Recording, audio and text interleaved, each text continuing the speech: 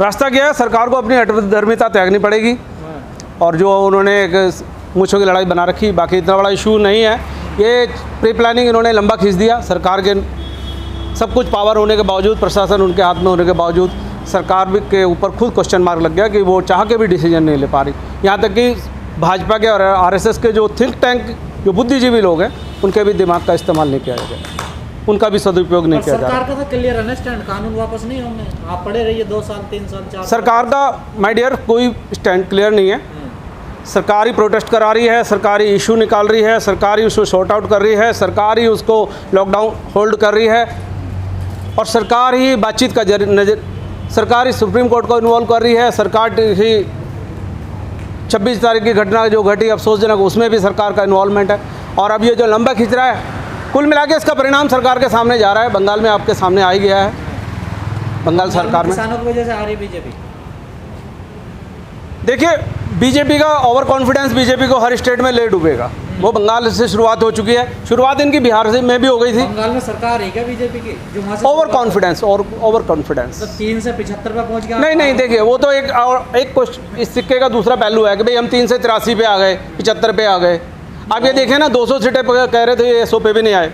ये तो हर पार्टी कहती है। देखिए नहीं, एक महिला को कवर करने के लिए तमाम अमला लगाने के बावजूद आप 100 का आंकड़ा पार नहीं कर पाए। पूरे प्रशासन को, पूरे भाजपा को, आरएसएस पे बुद्धिजीवी लोगों को क्वेश्चन मार्क लग गया। सर पहले दिन से देख रहे हैं, 6 महीने से आंदोलन होने वाले हैं।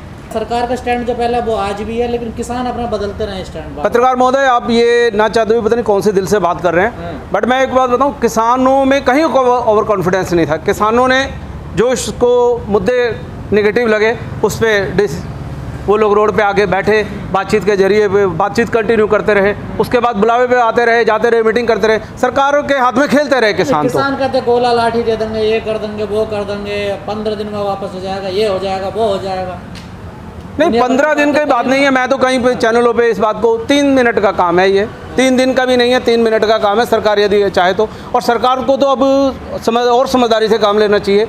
कोरोना काल में जब देश त्राही के दौर से गुजर रहा है, तो इस मैटर को ख़त्म करें। यदि सरकार चाहे कि 3 मिनट में हो जाएगा। रही बात गोला लाठी देने की, देखिए ये तो वेस्टर्न यूपी के हमारे अपने मेन डायलॉग हैं। ज़मीन से जुड़े जो लोग हैं वो बोलते हैं भाई गोला लाठी दे देंगे। सरकार को, प्रशासन को कौन गोला लाठी देगा? सोचने वाली बात है। तो सोचते नहीं है क्या किसान सब सोच रहे हैं, लेकिन किसानों के ऊपर भी क्वेश्चन मार्क लगा दिया कि भाई किसान बुद्धिहीन है, किसान नकली है, मीडिया नकली है। अब किस किस को नकली बोलेगी सरकार? कल को मीडिया को भी बोल रही है नकली है, यूथ को भी नकली बोलेगी। आप अपने बच्चों के लिए रोज़गार की बात करोगे, उसको भी नकली बोलेंगे। तो ऐसी बात नहीं चलेगी कि नकली असली, और ये सब मुद्दों पे तो बात करनी पड़ेगी। आज नहीं कल, कल नहीं परसों, मुद्दों पे बात इनको करनी पड़ेगी। तो वही तो सरकार कह रही, किसान हवा में बात करते हैं। आप कोई हवा में बात नहीं करती करी गई किसी किस्म की। इन्होंने जो है, जो अपने सरकार ने अमले में जो जेन्युइन आदमी बैठाए, पीयूष गोयल जी, जिनको किसानी का 1% भी एक्सपीरियंस नहीं है, मिस्टर नरेंद्र तोमर कृषि मंत्री, जब आपकी चलनी नहीं है तो आप किसानों को बरगला रहे हैं। आइए, बैठिए, बात करिए, चाय पिए, खाना खाइए। 4 महीने हो गए, 3 महीने हो गए, 6 महीने हो गए। तो ये तो क्वेश्चन गवर्नमेंट के ऊपर क्वेश्चन मार्क लग रहा है। किसानों की तो प्रॉपर 6 महीने की तैयारी थी और 6 महीने की हो जाएगी। किसान तो अपने घर से फ्री है फिलहाल। किसान का धान का खेल ख़त्म हो गया है और गेहूं का भी खेल ख़त्म हो गया है। ठीक है, ये कोरोना की मार्केटिंग से निकलने के बाद जो सरकार कर रही है, कोरोना की मार्केटिंग और वैक्सीन की मार्केटिंग करने के बाद जो आउटपुट आएगा देखा जाएगा। 6 महीने के लिए और बैठ जाएगा किसान तो। और किसान अपने लिए नहीं बैठ रहा है, किसान मजदूर के लिए, इंडस्ट्रीज़ के लिए, बिजनेसमैन के रोजगार के लिए, बेरोजगार लोगों के लिए। लेकिन किसानों को सरकार पर दबाव तो नहीं बन रहा किसी प्रकार का? दबाव अब बनेगा, अब बनेगा, टाइम आ गया। नहीं 6 महीने में नहीं बना, क्योंकि प्लानिंग इनकी लंबा खींचने की थी और वो कामयाब हो गए। ये लोग, सरकार के लोग, सरकार की प्लानिंग थी इसको 6 महीने के लगभग हम खींच के ले जाएंगे, और वो ले गए। उन्होंने सोचा बिहार से अच्छा रिजल्ट बंगाल में आएगा। अब वो पूरी प्लानिंग से सोच रहे हैं क्या करा जाए, क्योंकि 2022 में विधानसभा का इलेक्शन है, 24 में भी है, ग्राम पंचायत का भी हुआ ही है, तो आउटपुट भी आएंगे। कुल मिला के हम लोग राजनीतिक लोग नहीं हैं, ये किसान के बच्चे भी राजनीतिक नहीं हैं। 5 राज्यों में चुनाव लड़ लिया बीजेपी ने, वहाँ को डर नहीं दिखाई दिया किसानों का? 5 राज्यों की बात देखिए, चेंजिंग फैक्टर भी काम करती है। और किसानों का जहाँ तक सवाल है, आप किसानों की लड़ाई को मत मानिए ना कि ये किसान अपनी लड़ाई, मैं बोल रहा हूँ मजदूरों की भी लड़ाई है, इंडस्ट्री की भी लड़ाई है, बिजनेसमैन की भी लड़ाई है, बेरोजगारों की भी लड़ाई है। किसानों का डर, हमें ये कोई वो नहीं है कि तीसरी शक्ति है किसान तो उसमें प्रेशर में लेना है। प्रशासन उनके पास है, शासन उनके पास है, उनके ऊपर खुद छिछलतर क्वेश्चन मार्क उनके ऊपर हर आदमी देख रहा है। मोदी जी क्या डिसीजन लेंगे, कुछ नहीं।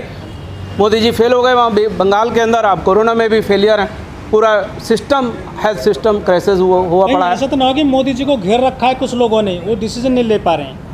नहीं, ये तो सच्चाई हिंदुस्तान का लगभग 96% लोग जानते हैं। मोदी जी को मेंटली और फाइनेंशियली ब्लॉक किया हुआ है।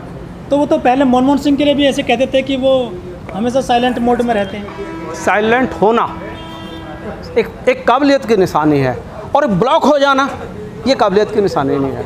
ब्लॉक है, ब्लॉक तो मोदी जी तो बहुत बोलते हैं दुनिया भर में। जुमलेबाजी में के लिए तो निगेटिव आपने जितना मर्जी बोल लो। मैं बोलूँगा आपके अकाउंट में 5 लाख रुपए भेज दूंगा मैं आप कल, आप और आपके 6 महीने तक आपके अकाउंट में 5 रुपये नहीं आएंगे, तो ऐसे बोलने से बात नहीं बनेगी ना। जिस तरह से पूरी दुनिया से हेल्प मांगी जा रही है भारत सरकार द्वारा, छोटे छोटे देशों से ऑक्सीजन आ रही है, दवाएं आ रही हैं या और इक्विपमेंट आ रहे हैं, क्या आपको भी लगता है कि काफ़ी भद्द पिट रही है इंडिया की पूरी दुनिया में?